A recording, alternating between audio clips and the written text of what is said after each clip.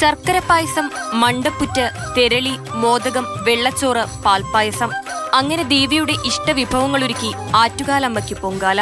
ഇന്ന് എന്റെ അമ്മമാരുടെ കൂടെ ആറ്റുകാൽ ദേവിയുടെ സമീപത്ത് നിന്ന് എന്റെ പൊങ്കാല അർപ്പിക്കാനുള്ള ഒരു സൗഭാഗ്യം, ഒരു ഭാഗ്യം കിട്ടിയിരിക്കുന്ന ഒരു ദിവസമാണ്. അപ്പൊ അതിന്റെ ഒരു സന്തോഷമെല്ലാം എനിക്കുണ്ട്.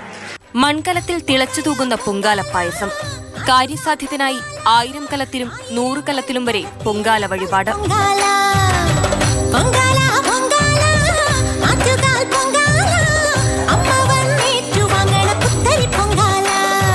അമ്മയുടെ ഇഷ്ടവിഭവങ്ങളിലൊന്നായ തെരളിയപ്പം നിവേദിച്ചാൽ കാര്യസിദ്ധി ഉണ്ടാകുമെന്നാണ് വിശ്വാസം.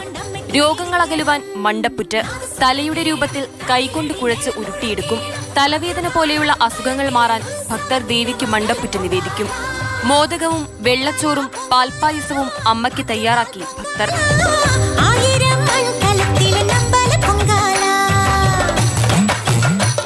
ഓരോ നേദിയും മനസ്സുരുകി പ്രാർത്ഥിച്ച് അമ്മയ്ക്ക് സമർപ്പിച്ച് ഭക്തർ മടങ്ങുകയാണ്. ഇനി കാത്തിരിപ്പാണ്. അടുത്ത വർഷം ആയുരാരോഗ്യത്തോടു കൂടി വീണ്ടും ആറ്റുകാൽ അമ്മയ്ക്ക് മുന്നിൽ വന്ന് പൊങ്കാലയിടാൻ സാധിക്കണമേ എന്ന്. ക്യാമറാമാൻ അജിത് കുമാറിനൊപ്പം പൂജാലക്ഷ്മി, മാതൃഭൂമി ന്യൂസ്.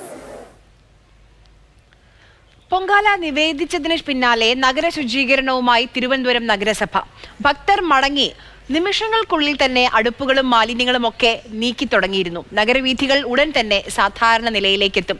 ജിബിൻ ജെബി ഉണ്ട് നമുക്കൊപ്പം ആ കാഴ്ചകളുമായി. ജിബിൻ, പൊങ്കാല ഇടാൻ വേണ്ടി എത്രയോ ലക്ഷക്കണക്കിന് ആളുകളാണ് വന്നത്. അപ്പോൾ സ്വാഭാവികമായും അത്രയേറെ ഇഷ്ടികകളും ഒക്കെ മാറ്റാനുണ്ട്. ഈ നിവേദിച്ച 2:30 മുതൽ തന്നെ ആ കാര്യങ്ങളും ആ നടപടികളും ഒക്കെ തുടങ്ങിയിരുന്നു. ഇപ്പോൾ പൂർണ്ണമായും സാധാരണ നിലയിലേക്ക് എത്തിയോ നമ്മുടെ റോഡുകളൊക്കെ? തന്നെയാണ് ആര്യ. കഴിഞ്ഞ 2 ദിവസങ്ങളായി ഇവിടെ സംസ്ഥാനത്തിന്റെ വിവിധ ഭാഗങ്ങളിൽ നിന്നും അതുപോലെ തന്നെ മറ്റ് സംസ്ഥാനങ്ങളിൽ നിന്നുള്ള ആളുകളൊക്കെ തന്നെ പൊങ്കാലയ്ക്കായി ഇവിടെ എത്തിയിരുന്നു. ലക്ഷക്കണക്കിന് സ്ത്രീ ജനങ്ങളാണ് ഇവിടെ പൊങ്കാല അർപ്പിക്കുന്നതിന് വേണ്ടി എത്തിയിരുന്നത്. അതുകൊണ്ട് തന്നെ ഈ നമ്മൾ കാണുന്ന വഴികളിലൊക്കെ തന്നെ തിരുവനന്തപുരം നഗരത്തിന്റെ വീതികളൊക്കെ തന്നെ സൈഡുകളിലും ഈ ആളുകൾ പൊങ്കാല ഇടുന്നതിന് വേണ്ടി ഉപയോഗിച്ച സാധനങ്ങളും പ്ലാസ്റ്റിക് വസ്തുക്കളും അതുപോലെ തന്നെ പൊങ്കാല അടുപ്പിന് വേണ്ടി ഉപയോഗിച്ചിരുന്ന ഇഷ്ടികകളും ഒക്കെ നിറഞ്ഞു കിടക്കുകയായിരുന്നു.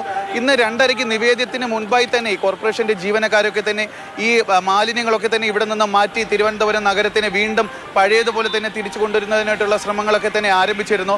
2:30 നിവേദ്യത്തിന് ശേഷം ആളുകൾ ബസ്സുകളിലേക്ക് കയറി മടങ്ങി തുടങ്ങിയ സമയത്ത് തന്നെ ഇവർ ഈ വൃത്തിയാക്കുന്ന പരിപാടികൾ ആരംഭിച്ചിരുന്നു. ആദ്യഘട്ടമായി ഇവർ ചെയ്തത് റോഡിൽ ഉപേക്ഷിച്ചിരുന്ന പ്ലാസ്റ്റിക് വസ്തുക്കൾ, അതായത് ഈ അമ്മമാർക്കൊക്കെ നൽകിയ വെള്ളവും മറ്റ് ലഘുഭക്ഷണങ്ങളും ഒക്കെ നൽകിയ പ്ലാസ്റ്റിക് കവറുകളും ബോട്ടിലുകളും ഒക്കെ അവിടെ നിന്ന് മാറ്റുന്ന കാര്യങ്ങളാണ് ആദ്യമായി ഇവർ ചെയ്തത്. അതിനുശേഷം ഇവർ വിവിധ സംഘങ്ങളായി തിരിഞ്ഞുകൊണ്ട് ഇവിടെ ഉണ്ടായിരുന്ന ചൂട്ടും കൊതുമ്പും അത്തരത്തിലുള്ള തീ കത്തിക്കുന്നതിന് വേണ്ടി ഉപയോഗിച്ചിരുന്ന സാധനങ്ങളൊക്കെ തന്നെ ഇവിടെ നിന്ന് മാറ്റി. ഇതിനും ശേഷമാണ് ഇവർ, അതായത് ഈ പൊങ്കാല അടുപ്പിനായി ഉപയോഗിച്ചിരുന്ന കല്ലുകളൊക്കെ തന്നെ ലൈഫ് പദ്ധതിയിൽ ഉൾപ്പെടുത്തി ആളുകൾക്ക് വീട് വെച്ച് കൊടുക്കുന്നതിന് വേണ്ടി കഴിഞ്ഞ വർഷത്തെ പോലെ തന്നെ ഇവർ ശേഖരിച്ചിരുന്നു. ഇതിനുവേണ്ടി ലോറികളിലെത്തിയ സംഘമാണ് ഈ ഇഷ്ടിക കല്ലുകളൊക്കെ തന്നെ പ്രത്യേകമായി ശേഖരിച്ചത്. അതിനും ശേഷമാണ് ഇവിടെ ഈ അടുപ്പ് കൂട്ടിയതിൻ്റെ ബാക്കിയുണ്ടായിരുന്ന സാധനങ്ങളൊക്കെ തന്നെ കോർപ്പറേഷന്റെ ജീവനക്കാർ വന്ന് അതെല്ലാം തൂത്ത് വൃത്തിയാക്കുകയും ചെയ്തു. ഇനിയുള്ള വൃത്തിയാക്കേണ്ട കാര്യമെന്ന് വെച്ച് കഴിഞ്ഞാൽ ഇന്ന് രാത്രി 8 മണിയോടുകൂടി തന്നെ വെള്ളം ഉപയോഗിച്ചുകൊണ്ട് ഈ റോഡിലായിട്ടുള്ള ബാക്കിയുള്ള പാഴ്വസ്തുക്കൾ അതുപോലെ തന്നെ മാലിന്യങ്ങളും ഒക്കെ തന്നെ കഴുകി വൃത്തിയാക്കുന്ന ഒരു കാര്യം കൂടിയാണ് ഇനി ഇവിടെ ബാക്കിയുള്ളത്.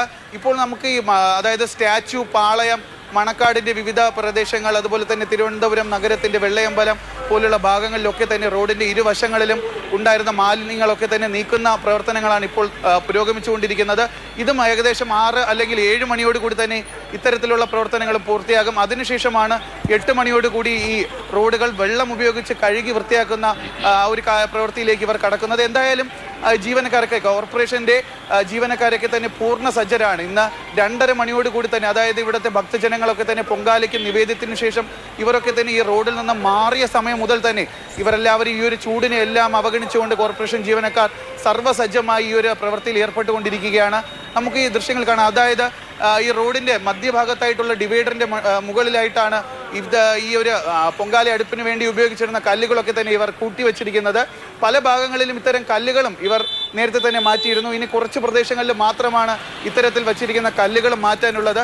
ഈ ഒരു കല്ലുകളും കൂടി മാറ്റിയതിനു ശേഷം ഇവിടെ പൂർണ്ണമായി മാലിന്യങ്ങളും കല്ലുകളും ഒക്കെ തന്നെ എന്തായാലും തീർച്ചയായും നമ്മുടെ തിരുവനന്തപുരം നഗരസഭയും അതിലെ ഓരോ ജീവനക്കാരും വലിയ കയ്യടി അർഹിക്കുന്നുണ്ട്. കാരണം അത്ര എളുപ്പമല്ല. ആ 2:30-ക്ക് നിവേദിച്ചത് തൊട്ട് പിന്നാലെ തന്നെ അവർ ഈ ശുചീകരണ പ്രവർത്തനങ്ങൾ നടപടികളൊക്കെ ആരംഭിക്കുകയും ചെയ്തിരുന്നു.